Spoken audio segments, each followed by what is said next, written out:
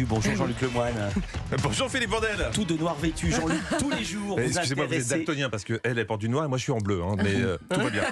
Tout ça se contrôle sur europe1.fr. Il y a des caméras dans ce studio. Jean-Luc, tous les jours, vous intéressez à un programme pour nous, c'est votre session de rattrapage. Et aujourd'hui, mon frangin, mon poteau, vous nous proposez de boire un petit canon pour célébrer les copains et l'amitié.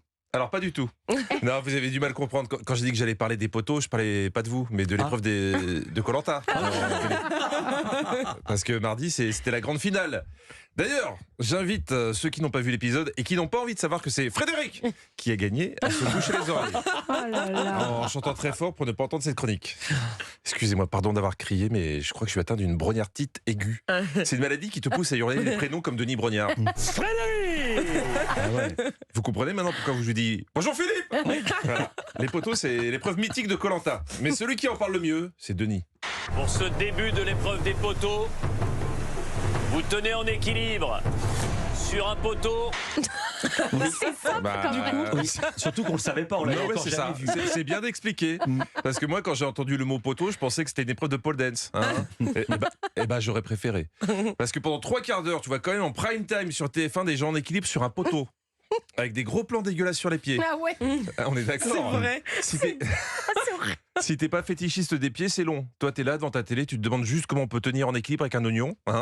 Au mieux, ça te donne envie de te couper les ongles. C'est pas le moment le plus intense du programme. Bon, sur les poteaux, il y avait Tania, Frédéric et Nicolas. Merci Denis. Mais à chaque fois, je me prends des postillons dans la tronche. Et Nicolas est tombé le premier. Entre nous, c'était prévisible. Parce que pendant l'épreuve, Denis avait posé quelques questions aux candidats pour les déconcentrer.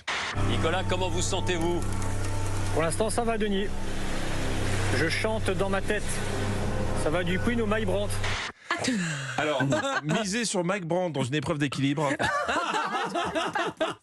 je sais pas si c'était vraiment la meilleure stratégie. Laisse-moi t'aimer. Oh non. Voilà, c'est Fred qui a remporté les poteaux.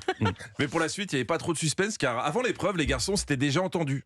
J'ai dit à Nicolas que je le choisirais pour la finale parce que c'est un ami aujourd'hui et notre alliance depuis le début de l'aventure, je trouve ça fou de pouvoir la porter jusqu'à la finale.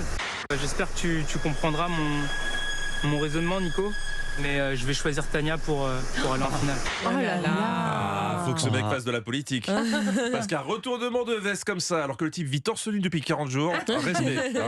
Après, Denis a demandé aux candidats ce que leur avait apporté Koh-Lanta. Et c'est Frédéric qui a eu la réponse la plus émouvante. Qu'est-ce que vous avez appris sur vous-même tout au long de cette aventure? Ma vie va changer quand je vais sortir de l'aventure, notamment replacer ma future femme au bon endroit. Marine, ma patate. Avant de lui trouver une bague, faudra penser à lui trouver un autre surnom.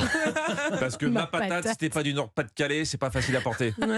Pardon, je vais faire un petit aparté. Faut faire attention avec les surnoms en couple. Autant les noms d'animaux, ça marche, mon chaton, ma bibiche. Autant les noms de fruits et légumes, c'est plus compliqué. Moi, mon ex m'appelait mon radis. Et je l'ai quitté pour quelqu'un qui m'appelait mon aubergine. Voilà, c'est deux.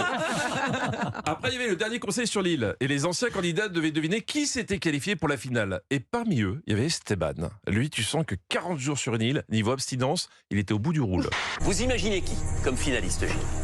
Le duo des garçons. Esteban, Pour moi, à contrario, ce serait une finale 100% féminine qui m'exciterait le plus. Je crois qu'il s'est trompé d'émission. Et enfin, les candidats se sont retrouvés en direct dans un joli décor de jungle en plastique à la plaine Saint-Denis. C'était pour le dépouillement du dernier vote. Avec un Denis Brognard toujours très enthousiaste, sans doute trop. Mesdames, messieurs, une ovation pour Nicolas. Ils sont debout, Nicolas. Et je pense qu'il y en a beaucoup devant leur téléviseur qui sont debout. Alors non. À 22h52, s'il y a des gens qui sont debout devant leur télé, c'est qu'ils vont se coucher. C'est très rare les gens qui font une hola dans leur salon. Je crois. Et cette dernière émission, c'était l'occasion pour certains de se remémorer les meilleurs moments. Enfin, quand je dis meilleurs, je me comprends. Quentin, on n'a pas voulu aller jusqu'au bout du dépouillement pour pas remuer le couteau dans la plaie. Il est sympa, Denis, il est empathique. Sauf qu'il a la mémoire courte. Parce que si on remonte au portrait de ce candidat en février, je suis pas vraiment sûr qu'il ait choisi les bons mots en parlant de remuer le couteau dans la plaie. En 2020, j'ai été victime d'une agression. Pendant que je déposais ma fiche chez la nourrice, un fou m'a planté un cutter dans le bas-ventre. Aïe aïe aïe. Sacré Denis, vivement la prochaine saison. Merci beaucoup Jean-Luc Le Poteau. On vous retrouve chaque jour dans Historiquement Vôtre, c'est de 16h à 18h, donc tout à l'heure à 16h avec Stéphane Bern sur Europe